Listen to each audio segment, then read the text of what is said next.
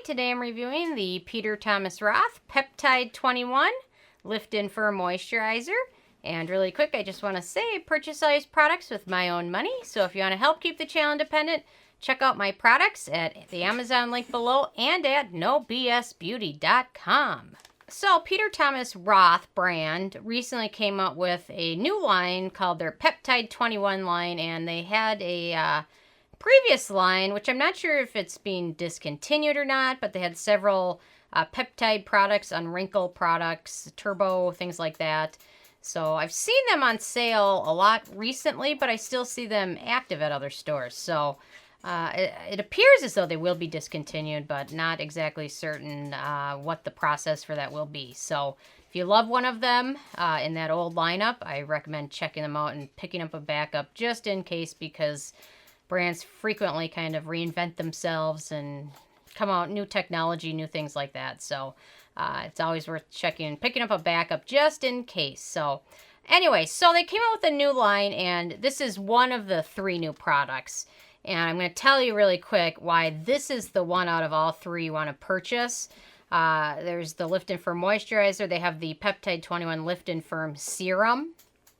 And then they have the Peptide 21 amino acid exfoliating pads.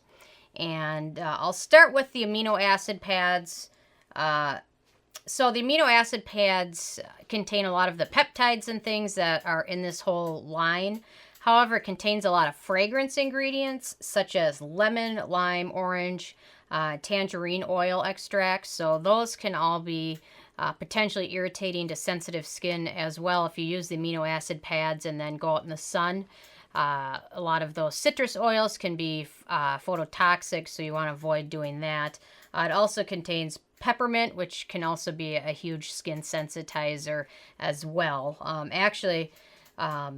It's kind of interesting. I used to have this peppermint oil, and when I used to get really hot in the summer, I would just spritz some of it mixed with a little bit of water on my face. This was like 5 years ago, and I ended up with, usually I just spray on my forehead, and I ended up with the worst hyperpigmentation ever. So just the combination of the peppermint oil and the sun, and no sunscreen, just was not a good combo. So actually I just used it over a specific vacation in the heat. So, but it's amazing how in 1 week that hyperpigmentation can really be shown. So anyway, so I just want to remind you guys to be careful with that. Anyway, so the amino acid pads, when you combine a lot of those fragrance ingredients and citrus oils with alpha hydroxy acids, it can even further increase the possibility that your skin gets irritated from it. So be very careful, and if you do decide to pick them up anyway, I really recommend using them in the evening before you go to bed and washing your face off in the morning. So anyway, so I want to point that out. And then the serum is $110. It contains a high amount of rose water. It's the 3rd ingredient, which really has not a lot of skin benefits. It has a nice floral rose scent, which is actually quite pleasant, but it can be very irritating to your skin. So to give that a floral fragrance is kind of, I don't know. I just am not a huge fan of that being in the 3rd ingredient. Furthermore, the first ingredients are water, glycerin, rose water, and isopropyl mistrate.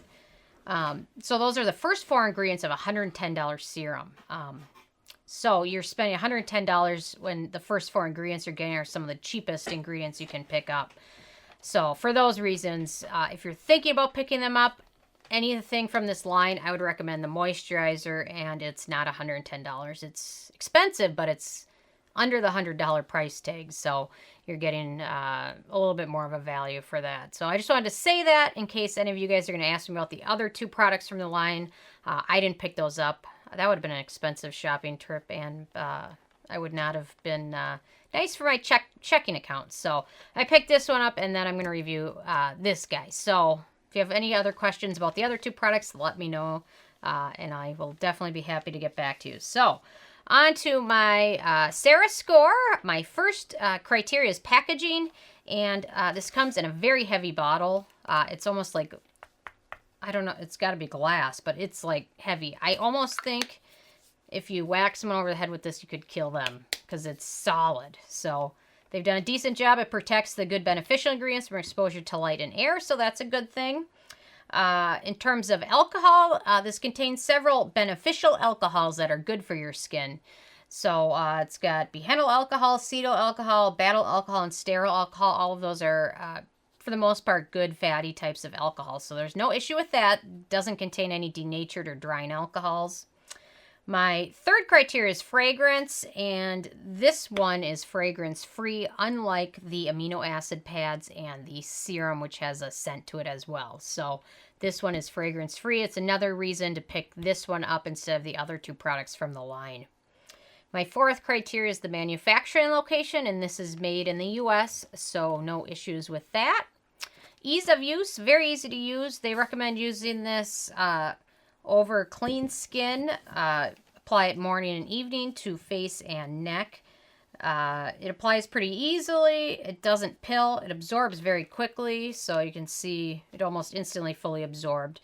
So it works very nicely with other products. No really issues with any pilling. A lot of products can pill when layered, and this one layers nice with everything else. Yeah, so definitely no issues with ease of use. Very, very easy. I tend to use this in the evening as opposed to in the morning, just because my morning routine I kind of have down, and if I end up applying too many layers, a lot of foundations don't like that, especially if you use primers. So I tend to use this only in the evening and not so much in the morning. Although in the morning time I will use it on my neck, and it hydrates that area nicely without any issues. So very easy to use. My sixth criteria is antioxidants, and it's got quite a few. Jojoba seed oil. It has 16 different peptides, so peptides are very good for your skin. It helps with fine lines and wrinkles, they suspect. There's more and more research coming out every day, and I know there's some people that aren't a huge fan of peptides. They don't necessarily not buy products that have peptides in them, but they don't necessarily believe the hype. And there definitely is a peptide hype going on, and more brands are creating products revolving around it. I tend to believe that peptides are great for skin. However, I don't necessarily believe that they're better than any other good beneficial ingredients like vitamin C, retinol, niacinamide, alpha hydroxy acids, things like that. I don't necessarily believe peptides are any better than those, but including peptides in your skincare routine is a good way to make a more well-rounded skincare routine. That's kind of what I believe. So it's got 16 peptides. It's got squalane and squalene, which are two different, they're very similar to each other. They're two different beneficial ingredients and antioxidants and hydrating ingredients. Vitamin E is in there, sodium hyaluronate, and lecithin. So it's got a lot of good beneficial ingredients in there for your skin. So no issues with that. My seventh criteria is animal testing, and unfortunately, the Peter Thomas Roth brand is not cruelty-free. Hopefully that will change. Every day things are changing. Last year, California passed a law banning animal testing products for sale there. Australia did the same thing, so it seems like more and more progress is being made every day. So hopefully, by the time I review the next Peter Thomas Roth brand, maybe they will be cruelty-free. We will see. My eighth criteria is performance, and it does a nice job leaving your skin feeling hydrated, but it doesn't do so overly. It doesn't make your skin feel greasy. If you have normal skin, dry skin, oily skin, I think you could all benefit from this without having it be too much or too little. Although if you have very dry skin like myself, using this with a good serum underneath or a good sunscreen over it or a good very thick moisturizer in the evening will certainly help. This probably can't do everything if you have very dry skin, but using it with a few other products will make a huge difference. And like I said, I tend to use this more so in the evening. I use this after my serum and my retinol, and then I'll use my very thick sleeping mask over it. So very, very easy to use. Definitely leaves my skin feeling much more hydrated than without it. And I would say it adds a certain bit of plumpness, especially when I use it on my neck area in the morning. That area gets super dry, so more so than anything else. I don't know why, but adding this over my moisturizer on my neck has really seemed to make a difference. So my ninth criteria is the price, and that's where this is a little depressing, is This is the full size, which is 3.4 ounces. So if you think about the average moisturizer you get is probably 1 to 1.7 ounces. This is 3.4, so it's double that. So actually, it's almost affordable compared to like the Drunk Elephant Protini, which is which is half the size, and it's like $60, $68. This is like double the size, and it's $78, but it's still very expensive for the average person. So I picked it up with my Sephora Rouge.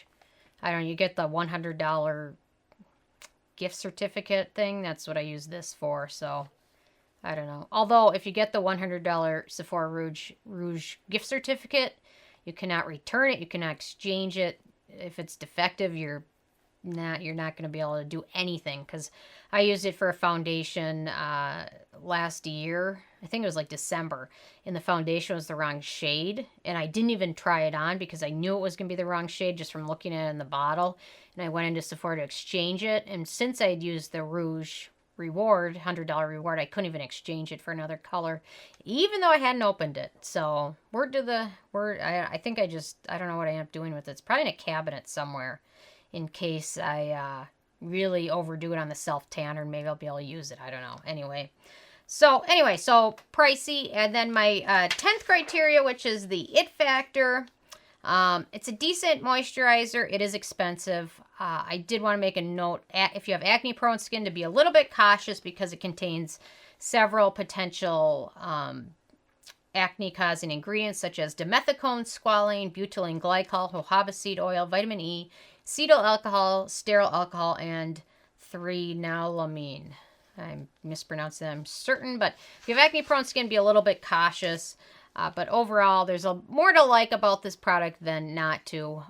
So anyway, overall, this got a 7 out of 10 on the Sarah Score scale, which is still pretty good. And if the $78 isn't too expensive for you, it's worth a shot. But just definitely don't. I would recommend the moisturizer over the serum or the amino acid pads strongly. So take that as it is. And anyway, I'm interested if you guys have a chance to try this out, or if you've tried the other 2 products out. Leave a comment and let me know. And if you know anything else about the Peter Thomas Roth Unwrinkle product line, if you know anything, if it's going to be discontinued or not, leave a comment and give me some insights. So anyway, love hearing from you guys. Check out nobsbeauty.com and the Amazon link below, and check out my shirts. Thank you guys so much.